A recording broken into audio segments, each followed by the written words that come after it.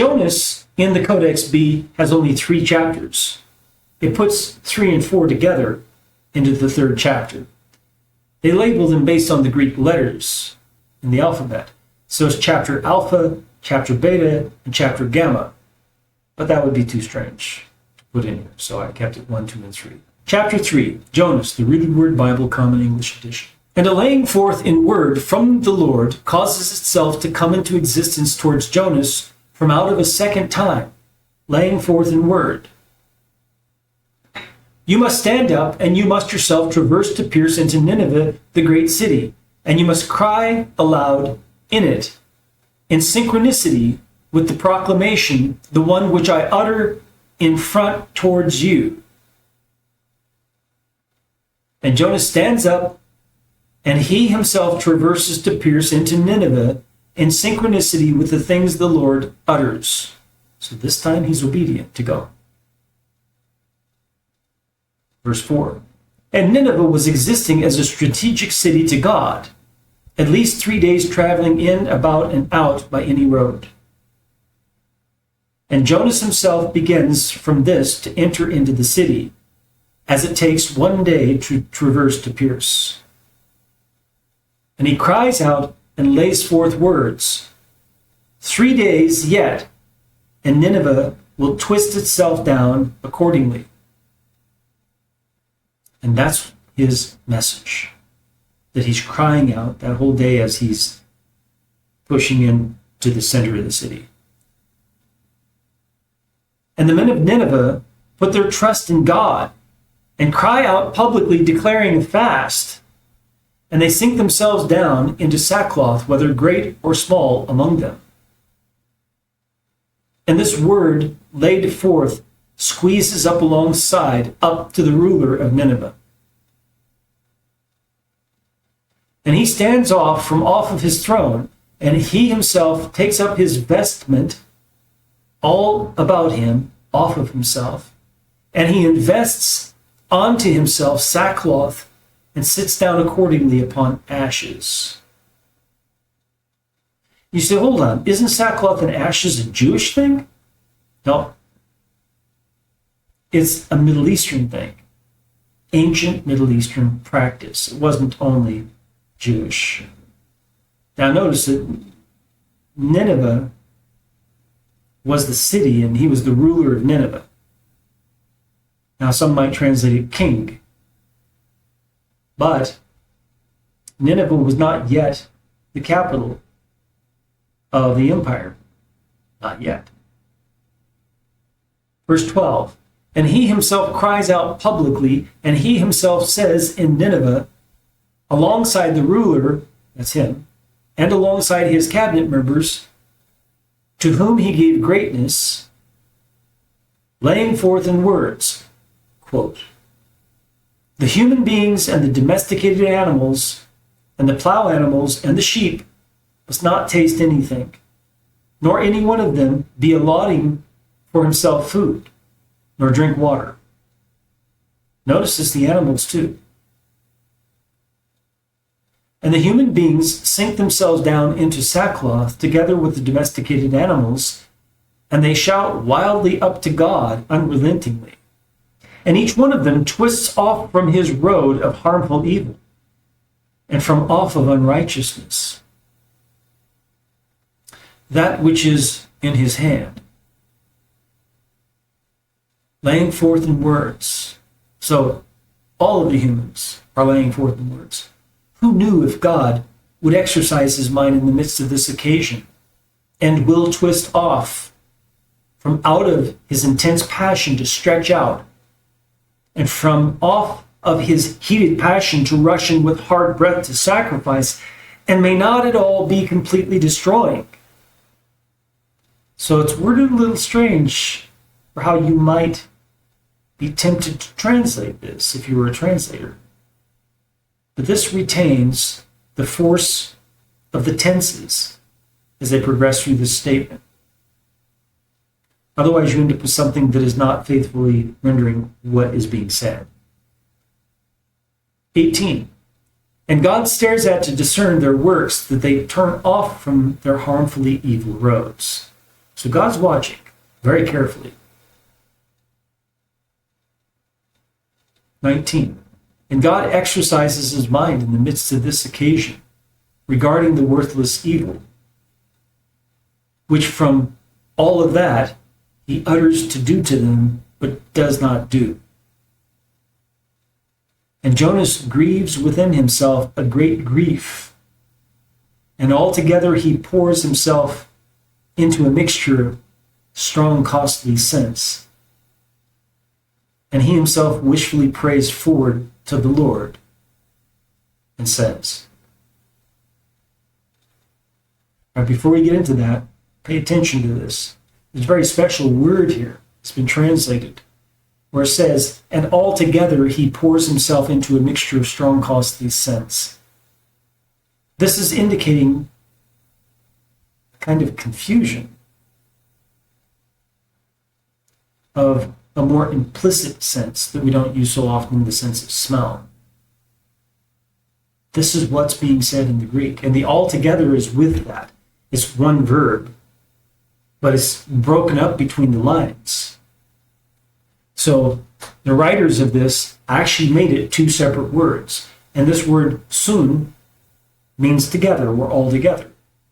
And it is a preposition. It stands by itself. So what they've done is they've broken up what in standard Greek is a compound verb with the sun, the altogether, and then this other verb about the pouring himself into a mixture of strong, costly sense. And he's broken this up.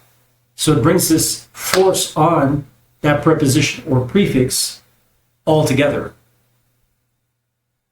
And Jonas grieves within himself a great grief, and altogether he pours himself into a mixture of strong, costly sense.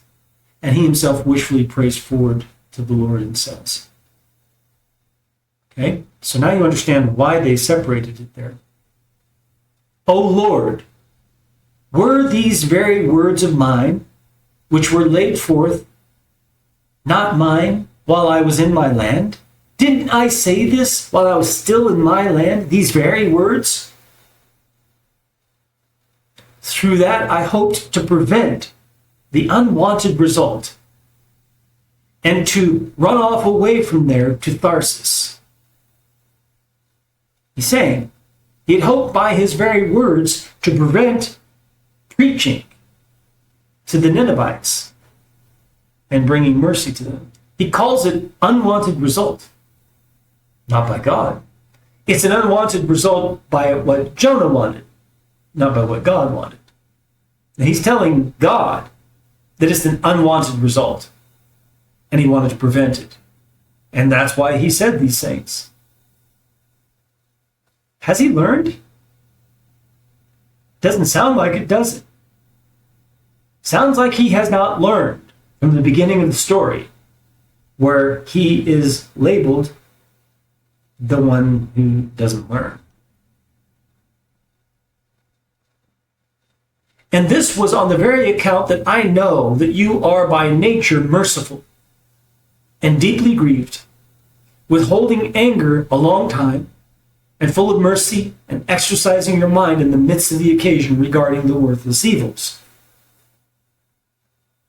And now, absolute ruler, Lord, you must take my voluntary breaths, my soul, from me, because if I am to be living, it is more beautiful for me to die.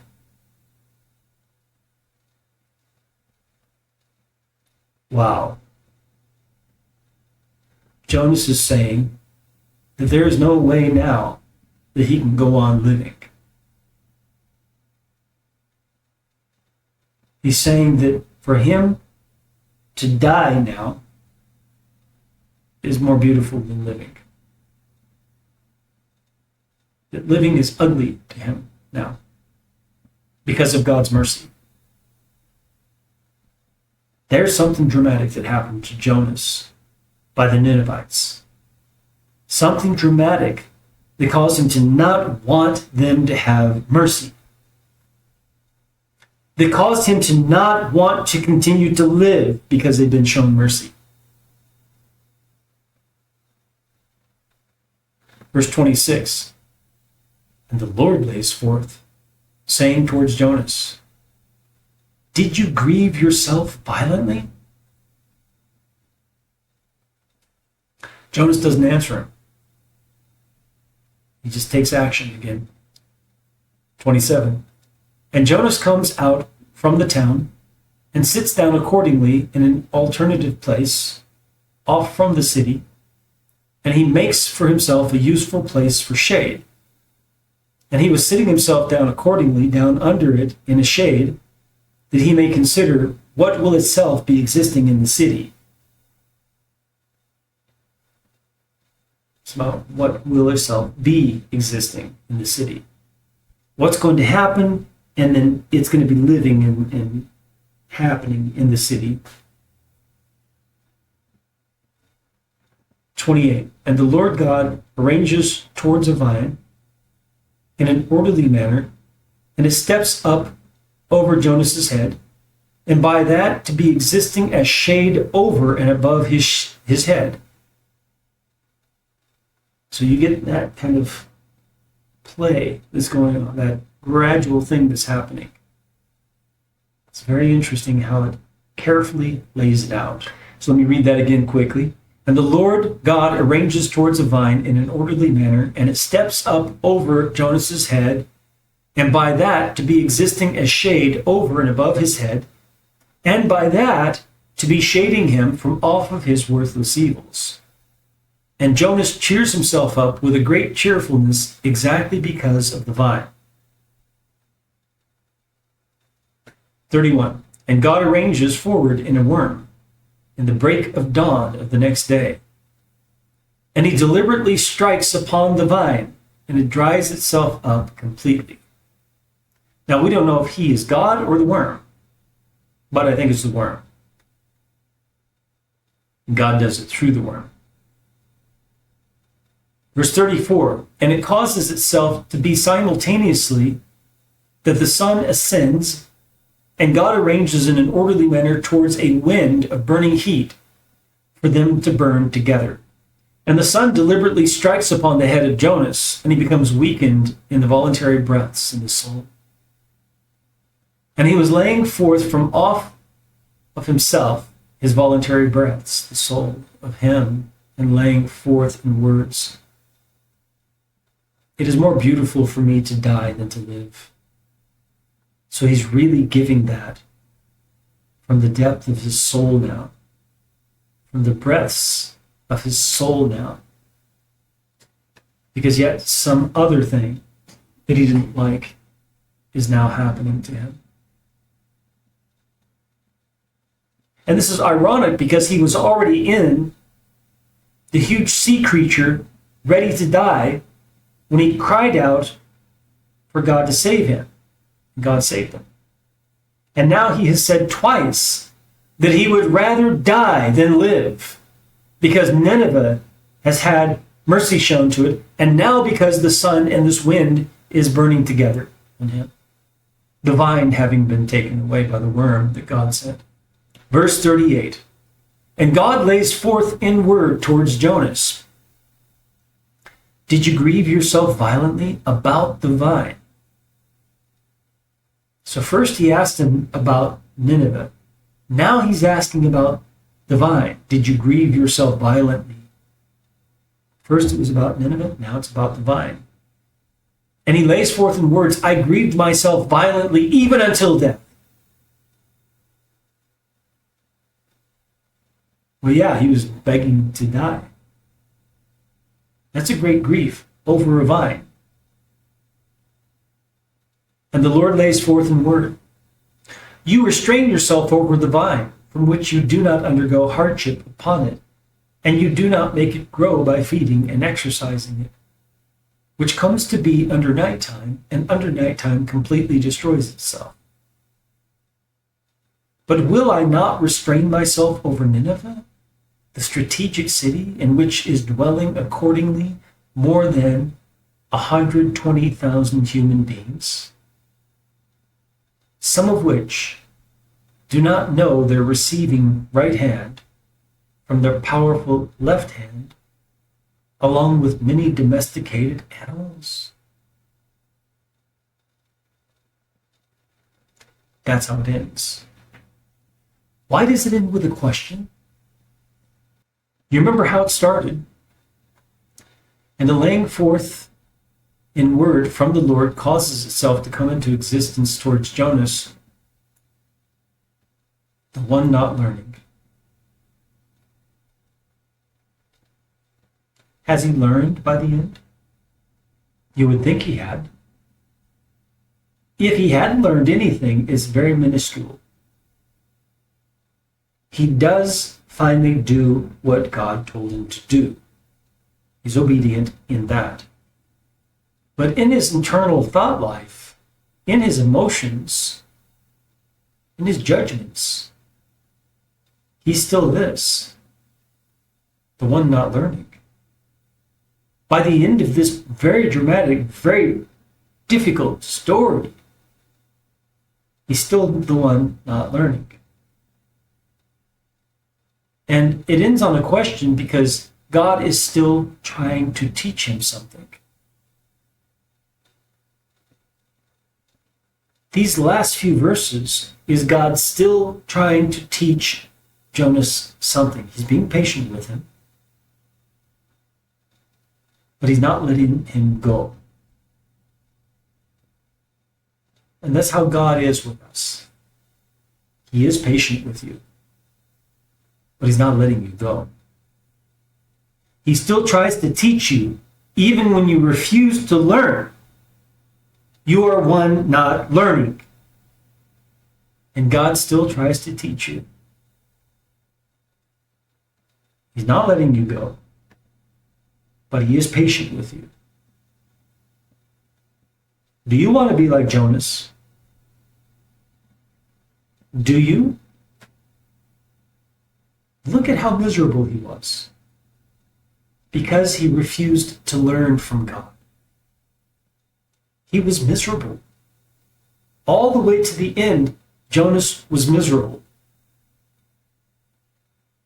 But there's one place where he was not miserable.